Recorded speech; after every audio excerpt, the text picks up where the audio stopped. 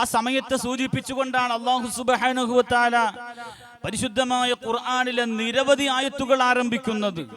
ഞാനിവിടെ ഓതിവെച്ച സൂറത്തുൽ വൽ അസ്ർ, കാലഘട്ടത്തെ തന്നെ സത്യം എന്ന് പറഞ്ഞുകൊണ്ട് അല്ലാഹു സുബ്ഹാനഹു വ തആല പറയുന്ന സൂറത്ത് ആ സമയത്തിന്റെ വില മനസ്സിലാക്കാനാണ്. അതുപോലെ മറ്റൊരു സൂറത്ത് തുടങ്ങുന്നത് വല്ലുഹാ, ദുഹാ സമയത്തിന്റെ ബറക്കത്ത് കൊണ്ട് അല്ലെങ്കിൽ അതിനെ കൊണ്ട് സത്യം ചെയ്തുകൊണ്ട് തുടങ്ങുന്ന സൂറത്ത് വശംസി വലുഹാഹാ. അതുപോലെ നിരവധി വല്ലൈലി എന്ന് തുടങ്ങുന്ന വല്ലൈലി ഇദാ യഗ്ശ എന്ന് വേണ്ട പല സമയങ്ങളും പറഞ്ഞുകൊണ്ട് അല്ലാഹു സുബ്ഹാനഹു വ തആല പല അധ്യായങ്ങളും ആരംഭിക്കുന്നുണ്ട്, സത്യം ചെയ്തുകൊണ്ട് പറയുന്നുണ്ട്. അതിൽ നാം മനസ്സിലാക്കേണ്ടത് അവിടെയൊക്കെയും അല്ലാഹു സുബ്ഹാനഹു വ തആല സമയത്തിന് നൽകിയ മഹത്വത്തെ കുറിച്ചാണ്. നമ്മുടെ ഓരോ നിമിഷവും നമ്മിൽ നിന്ന് കടന്നു പോകുമ്പോൾ നാം ഖബറിലേക്ക് അടുത്തുകൊണ്ടിരിക്കുകയാണ്. ബഹുമാനപ്പെട്ട അബൂബക്കർ സിദ്ദീഖ് റളിയല്ലാഹു അൻഹു പറയുന്നതായി കാണാം, വൽ മൗതു അദ്നാ മിൻ ശിറാകിൻ അലിഹി, മരണമെന്നുള്ളത് അവന്റെ ചെരുപ്പിന്റെ വാറിനേക്കാൾ അവനോടടുത്തിരിക്കുന്നു. നാം പലപ്പോഴും ചിന്തിക്കാറുള്ളത് സ്വർഗമെന്ന് പറയുന്നതങ്ങ് ദൂരെയല്ലേ, നരകമങ്ങ് എങ്ങോ കിടക്കുകയല്ലേ, നാം ഇനി എത്ര കാലം ഇവിടെ ജീവിച്ചിരിക്കാനാണ്? നമുക്കൊരുപാട് കാലം ഇവിടെ ജീവിച്ചിട്ട് ഒരുപാട് ആസ്വദിച്ചിട്ട് നമ്മളുടെ യുവത്വവും കൗമാരവും മുഴുവനും അടിച്ചു പൊളിച്ച് ആഘോഷിച്ച് തിമിർത്തിട്ട് നമുക്കങ്ങ് ഖബറിലേക്ക് പോയാൽ മതിയല്ലോ. നമുക്കിനിയും അങ്ങ് ഒരുപാട് സമയം ബാക്കിയുണ്ടല്ലോ. നമ്മുടെ ഖബറും കഴിഞ്ഞ് ഖിയാമത്തും കഴിഞ്ഞ് വിചാരണയും കഴിഞ്ഞല്ലേ നമുക്ക് സ്വർഗമെന്ന് കാണാൻ പറ്റുകയുള്ളൂ, അല്ലെങ്കിൽ നരകമെന്ന് കാണാൻ പറ്റുകയുള്ളൂ എന്ന് നാം പലപ്പോഴും ചിന്തിക്കുന്നുണ്ടെങ്കിൽ ഹബീബായ റസൂലുള്ളാഹി സ്വല്ലല്ലാഹു അലൈഹി വസല്ലമ തങ്ങൾ പറയുന്നു, അൽ ജന്നത്തു അഖറബു ഇലാ അഹദികും മിൻ ശിറാകിൻ അലിഹി, സ്വർഗമെന്നുള്ളത് നിങ്ങളുടെ ചെരുപ്പിന്റെ വാറിനേക്കാൾ നിങ്ങളോട് അടുത്തിരിക്കുകയാണ്. വന്നാറു മിസ്ല ദാലിക, അതേ പ്രകാരം തന്നെയാണ് നരകവും. നാം പലപ്പോഴും നമ്മുടെ സമയങ്ങളെ അനാവശ്യങ്ങളിൽ ചെലവഴിക്കുകയാണ്. നാം ഒന്ന് ചിന്തിച്ചു നോക്ക്. അല്ലാഹുവിന്റെ ഹബീബ് സല്ലല്ലാഹു അലൈഹി വസല്ലമ തങ്ങൾ പറയുന്നു, അമാറു ഉമ്മത്തി മാ ബൈന 60 വ 70, എന്റെ ഉമ്മത്തിന്റെ ആയുസ് എന്നുള്ളത് 60-ന്റെയും 70-ന്റെയും ഇടയിലാണ്. എന്നാൽ ഇന്ന് നാം കാണുന്നത് കൗമാരക്കാരായ ചെറുപ്പക്കാർ പെട്ടെന്ന് മരണപ്പെട്ടു പോകുന്ന കാഴ്ചയാണ്. യാതൊരുവിധ കുഴപ്പവുമില്ലാതെ പ്രഭാതകൃത്യങ്ങളൊക്കെ ചെയ്തിട്ട് സാധാരണഗതിയിൽ ജോലിയിൽ പ്രവേശിച്ച ആൾ പെട്ടെന്നതാ കുഴഞ്ഞു വീഴുന്നു, മരിക്കുന്നു. ചില ആളുകൾ സൽപ്രവർത്തനങ്ങളിൽ വ്യാപൃതരാകുന്നതിനിടയിൽ മരിക്കുന്നു. ചില ആളുകളോ നേരെ വിപരീതമായ അനാവശ്യമായ പ്രവണതകളിൽ പെട്ടുകൊണ്ട് മരണപ്പെടുന്നു. കഴിഞ്ഞ വർഷത്തെ ന്യൂ ഇയറും ക്രിസ്മസ് ആഘോഷങ്ങളും ഒക്കെ കഴിഞ്ഞു വന്ന് കിടന്ന സഹോദരൻ പിറ്റേന്ന് രാവിലെ വിളിച്ചപ്പോൾ അനക്കമില്ല. വല്ലാത്ത അവസ്ഥയാണ്. ഇതുപോലെ പല രൂപത്തിലും ആളുകൾ മരിക്കുകയാണ്. 60 70 വർഷം നാം ജീവിച്ചിരിക്കുമ്പോ എത്ര കാലമാണ് നാം ഉറങ്ങിത്തീർക്കുന്നത്? ഒരു ദിവസം 8 മണിക്കൂർ നാം ഉറങ്ങുകയാണെങ്കിൽ നമ്മുടെ 20 കൊല്ലം ഉറക്കത്തിലാണ്. ബാക്കിയുള്ളത് 40 വർഷമാണ്. ഈ 40 വർഷത്തിൽ നമ്മുടെ കുട്ടിക്കാലവും നമ്മളുടെ കൗമാരവും ഒക്കെ കഴിയുമ്പോഴേക്ക് ഏതാനും 20 25 വർഷം മാത്രമാണ് നമുക്ക് ജീവിക്കാൻ സാധിക്കുന്നതെങ്കിൽ, പ്രിയമുള്ള സഹോദരന്മാരെ, നാം ഒന്ന് ഗൗനിക്കണം. നമ്മുടെ സമയത്തിന്റെ ചെലവഴിക്കൽ എങ്ങനെയാണ്? നാം നമ്മുടെ സമയം ചിലവഴിക്കുന്നതിൽ ജാഗ്രത പുലർത്താറുണ്ടോ? പ്രിയമുള്ള സഹോദരന്മാരെ, മഹാന്മാരായ അയിമ്മത്ത് നമ്മളെ പഠിപ്പിക്കുന്നു, നിങ്ങളൊന്ന് ഉറങ്ങാൻ കിടക്കുന്ന സമയത്ത് ഹാസിബൂ ഖബല അൻ തുഹാസബൂ, നിങ്ങൾ സ്വന്തമായൊന്ന് വിചാരണ ചെയ്യണം.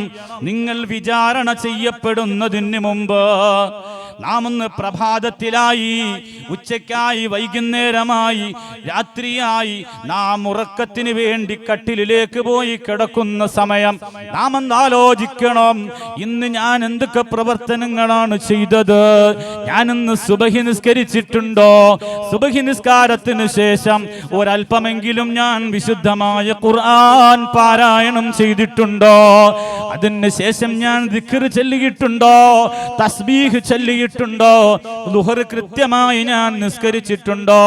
നമ്മുടെ ഓരോ സമയം ഒന്ന് വിശകലനം നടത്തുമ്പോ ഞാൻ എൻ്റെ ഉമ്മക്ക് വേണ്ടി ഇന്ന് എന്തൊക്കെയാ ചെയ്തത്? എൻ്റെ കുടുംബത്തിന് വേണ്ടി ഞാൻ ഇന്ന് എന്തൊക്കെയാ ചെയ്തത്? എത്ര സമയമാണ് ഞാൻ സൽക്കർമ്മങ്ങളിൽ ചിലവഴിച്ചത്? എത്ര സമയമാണ് ഞാൻ ഇന്ന് മൊബൈലിൽ കളഞ്ഞത്? പ്രിയമുള്ള സഹോദരന്മാരെ, നെഞ്ചത്ത് കൈവച്ചുകൊണ്ട് ആലോചിക്കേണ്ടതാണ്. ഞാൻ എൻ്റെ നഫ്സിനോടും നിങ്ങളോടും ഓർമ്മപ്പെടുത്തുകയാണ്, ഈ സമയമെന്ന് പറയുന്നത് നമ്മുടെ ആയുസ്സാണ്. നമുക്ക് നഷ്ടപ്പെട്ടു പോയ ഈ സമയങ്ങൾ, അതൊന്ന് ഓരോന്നും നമ്മുടെ ആയുസിന്റെ കഷണങ്ങളാണ്. ഈ കഷണങ്ങളായ ഈ ആയുസിനെ കുറിച്ചല്ലേ പ്രിയമുള്ള സഹോദരന്മാരെ നാളെ റബ്ബ് സുബ്ഹാനഹു വ തആലയുടെ കോടതിയിൽ ചോദ്യം ചെയ്യുന്നത്? നിന്റെ ശ്വാസം എടുക്കുന്ന നേരത്ത് നീ ഏത് പ്രവർത്തനത്തിലായിരുന്നു? നീ ശ്വാസം ഉച്ഛസിക്കുന്ന സമയത്ത് നീ ഏത് പ്രവർത്തനത്തിലായിരുന്നു? അത് ഖൈറായിരുന്നോ ശർറായിരുന്നോ? ഹറാമായിരുന്നോ ഹലാലായിരുന്നോ? വളരെ ഗൗരവമായി നാം ആലോചിക്കണം. മഹാന്മാരായ ഇമ്മത്ത് ഉലമാക്കളാകുന്ന പണ്ഡിതന്മാർ അവർ ഒരു സമയവും ബാക്കി വെച്ചിട്ടില്ല. മഹാനായ ഇമാം നവവി റളിയല്ലാഹു അൻഹു അവിടുത്തെ ജീവിതത്തെ കുറിച്ചൊന്ന് പഠിക്കുകയാണെങ്കിൽ 40 വർഷം മാത്രമാണ് അദ്ദേഹം ജീവിച്ചിരുന്നത്. അദ്ദേഹം എഴുതി തീർത്ത കിതാബുകളോ അതിനേക്കാൾ എത്രയോ വലുതാണ്. അദ്ദേഹത്തിന്റെ ജീവിതത്തിലെ ഓരോ മണിക്കൂറുകളും എണ്ണി നോക്കി അതിനേക്കാൾ എത്രയോ ഇരട്ടി കിതാബുകളാണ്, എത്രയോ പേജുകളാണ് അദ്ദേഹം എഴുതി തീർത്തത്. നാം ഒന്ന് ചിന്തിച്ചു നോക്കൂ, നമ്മുടെ പ്രവർത്തനങ്ങളൊന്ന് മനസ്സിലാക്കൂ.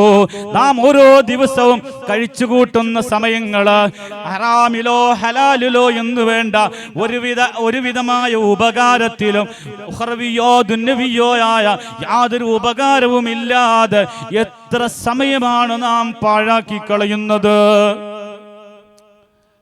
സമയം നോക്കാൻ വേണ്ടി ഫോൺ എടുത്ത് സമയം പോയി. പണ്ട് പല ആളുകളും ഒരു പൊതുചൊല്ലായി പറയുന്നെങ്കിൽ ഇതൊരു പഴഞ്ചൊല്ലായി മാറിയിരിക്കുന്നു. ഇന്ന് എല്ലാവരും അങ്ങനെയാണ്. ഞാനടക്കമുള്ളൊരു കാര്യം പറയാം, ഇന്ന് നമുക്ക് ഫോണില്ലാതെ ജീവിക്കാൻ പറ്റാത്ത അവസ്ഥയിലേക്ക് വന്നുപോയി.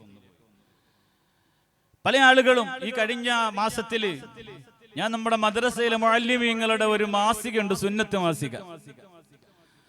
സുന്നത്ത് മാസിക വളരെ നല്ല കുടുംബത്തിനും അതേപോലെ കുട്ടികളുമായി ബന്ധപ്പെട്ട പാരന്റിങ്ങുമായി ബന്ധപ്പെട്ട വിഷയങ്ങളും ആനുകാലിക വിഷയങ്ങളുമൊക്കെ വളരെ കൃത്യമായി പറഞ്ഞു കൊടുക്കുന്ന ഒരു മാസികയാണ് സുന്നത്ത് മാസിക. സുന്നത്ത് ജമാഅത്തിന്റെ ആലിമീങ്ങളുടെ മേൽനോട്ടത്തിൽ ഇറക്കപ്പെടുന്ന ഈ മാസിക പല ആളുകളോടും പറഞ്ഞു, ഉസ്താദേ സമയമില്ല.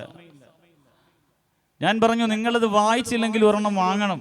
200 രൂപ കൊടുത്താൽ ഒരു വർഷത്തേക്ക് അത് വരിയായി കിട്ടും. എല്ലാ മാസവും ഓരോന്ന് കിട്ടും. നിങ്ങളുടെ കുട്ടികളുടെ പാരന്റിങ്ങുമായി ബന്ധപ്പെട്ട കാര്യങ്ങൾക്കൊക്കെ അത് ഉപകരിക്കുമെന്ന് പറഞ്ഞിട്ട് പലപ്പോഴും പറഞ്ഞപ്പോ സമയമില്ല. എന്നാൽ ഈ പ്രിയപ്പെട്ട ഉമ്മമാരെല്ലാം എല്ലാ സമയത്തും ഓൺലൈനിലുണ്ട്. നമ്മുടെ സമയം ആര് കൊണ്ടുപോകുന്നു സഹോദരങ്ങളെ? നമ്മളൊന്ന് ഗൗരവമായി ആലോചിക്കണം. അല്ലാഹു തആല എത്ര കൃത്യമായിട്ടാണ് ഈ സമയത്തിന്റെ പ്രാധാന്യത്തെ വിശുദ്ധമായ ഖുർആനിൽ അനാവരണം ചെയ്യുന്നത്. നമ്മളുടെ സമയങ്ങൾ മുഴുവനും ഇന്ന് മൊബൈൽ ഫോണുകൾ തട്ടിയെടുക്കുകയാണ്, നമ്മളെ നിഷ്ക്രിയരാക്കുകയാണ്. എത്രയോ ഉമ്മമാരാണ് മക്കളെ അടക്കിയിരുത്താൻ വേണ്ടി മൊബൈൽ ഫോൺ കയ്യിൽ കൊടുക്കുന്നത്.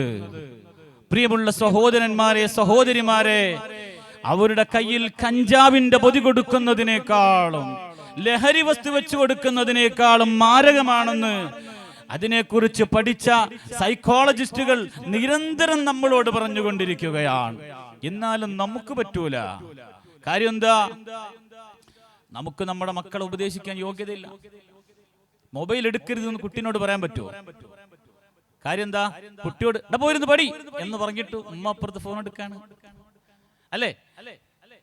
ഇത് നമ്മളുടെ ഒരു ദിനചര്യയായി മാറിയിരിക്കുകയാണ് കുട്ടികളോട്. അതുകൊണ്ട് നമുക്ക് ഏതൊരു കാര്യവും കമാൻഡ് ചെയ്യണമെങ്കിൽ ആ ക്വാളിറ്റി ആദ്യം നമുക്കുണ്ടാകണം.